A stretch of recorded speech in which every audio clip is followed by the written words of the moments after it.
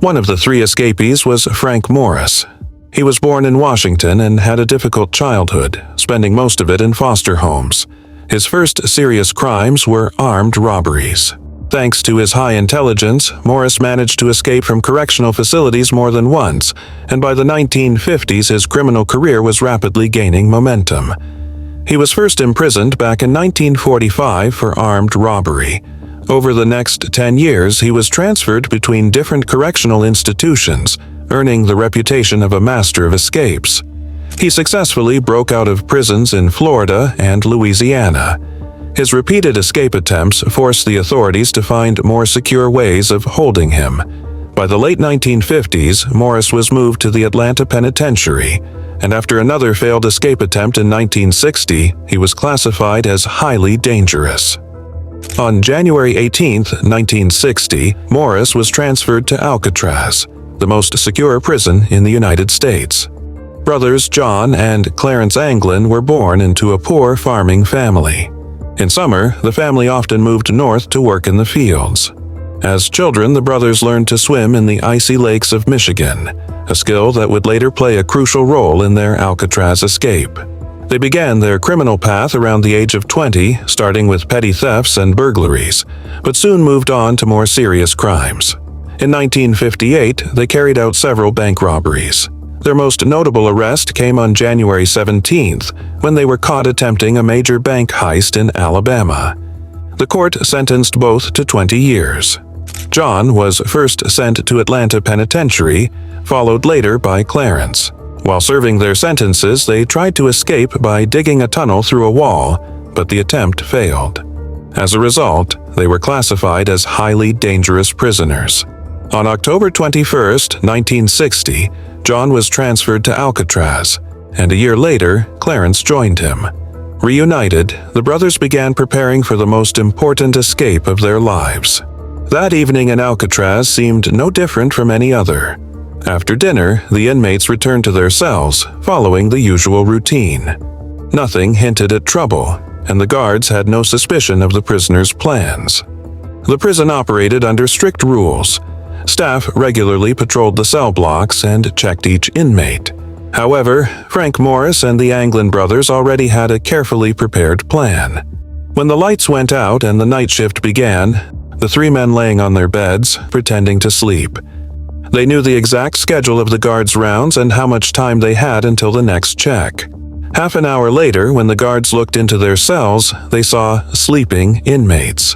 In reality, on the beds lay fake heads made of soap, toilet paper, and real human hair. For several months, the inmates had been secretly digging tunnels behind the ventilation grates. That night, they used them to reach a utility corridor that was left unguarded. There, they had hidden makeshift tools and the key element of their plan: a raft, hand-stitched from stolen raincoats. The material was supposed to provide the buoyancy needed to cross the frigid waters of San Francisco Bay. They had also crafted paddles and life vests. After squeezing through the shafts, they reached the roof. From there, they could see the dark waters of the bay and the distant lights of San Francisco. Their destination was Angel Island, located 2 miles to the north. A thick fog covering the bay worked in their favor, making it harder for guards to spot them. Using a drain pipe, they climbed down to the ground and headed to the shore, where they inflated their raft. By midnight, everything was ready. The escapees boarded their craft and pushed off from land.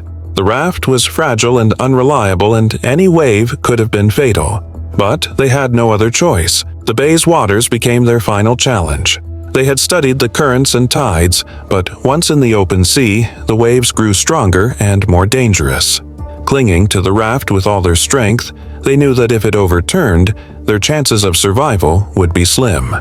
The next morning, when the guards made their rounds, they discovered the fake heads instead of real prisoners. Panic spread through the prison, and the alarm was raised. Alcatraz was immediately locked down, all exits sealed, and the rest of the inmates confined to their cells. Soon, a massive search operation was launched. Guards, police, and federal agents scoured the prison grounds.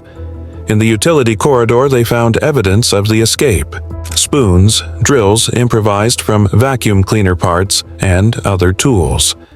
This confirmed the prisoners had fled through the ventilation system. The search soon stretched far beyond the prison walls and encompassed the entire San Francisco Bay. What began as a prison manhunt turned into one of the largest coordinated searches in the region's history. The FBI, the Coast Guard, and local police units all joined forces. Helicopters hovered low over the waves, scanning for any trace of movement, while patrol boats combed every stretch of water. On the shoreline, teams of officers kept watch, determined not to let even the smallest clue escape their attention. Hours turned into days, and then came the first breakthroughs.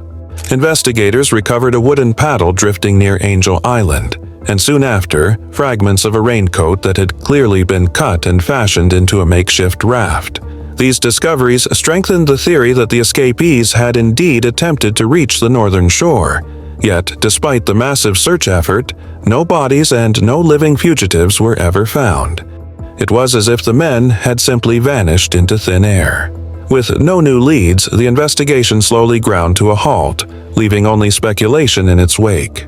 Rumors spread quickly across the country, each version more dramatic than the last. The most widely accepted belief was that the escapees had drowned in the icy, unforgiving waters of the bay. The discovery of a few personal belongings, also near Angel Island, seemed to support this grim conclusion. And yet, not everyone agreed. Skeptics argued that the Anglin brothers, both strong swimmers since childhood and accustomed to cold waters in their native Florida, might have defied the odds and survived the perilous crossing. As years passed, whispers of alleged sightings began to circulate. Some locals swore they had glimpsed the brothers alive long after the escape. Others went further, suggesting that John and Clarence had slipped into South America and built new lives under false identities. The most sensational claim came in the 1970s, when a photograph taken in Brazil surfaced. It showed two men whose appearance strikingly resembled the Anglin brothers. Their family insisted it was indeed them, and decades later, facial recognition software even suggested a 99% match. Then, in 2013, the case took yet another dramatic turn. A letter arrived at the San Francisco Police Department. Its author, claiming to be John Anglin, declared that all three men had made it out alive. According to the letter, Frank Morris had passed away in 2008, Clarence Anglin in 2011, and John himself was still alive but gravely ill.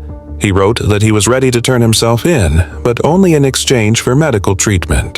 The FBI examined the letter carefully, but the handwriting analysis and DNA tests failed to provide conclusive results. Decades of investigation yielded no definitive answers. No one could prove whether the escapees had perished in the cold waters or managed to disappear into freedom. In 1979, the FBI officially closed its file on the case, turning responsibility over to the U.S. Marshals Service. To this day, the Marshals continue to keep the case open, though it exists more as a mystery than an active pursuit. If any of the men are still alive, they would now be well into their 90s. And so, the tale of the Alcatraz escape entered legend, a story of daring, mystery, and endless speculation. If you enjoyed this video, please support it with a like and subscribe to the channel. Until next time.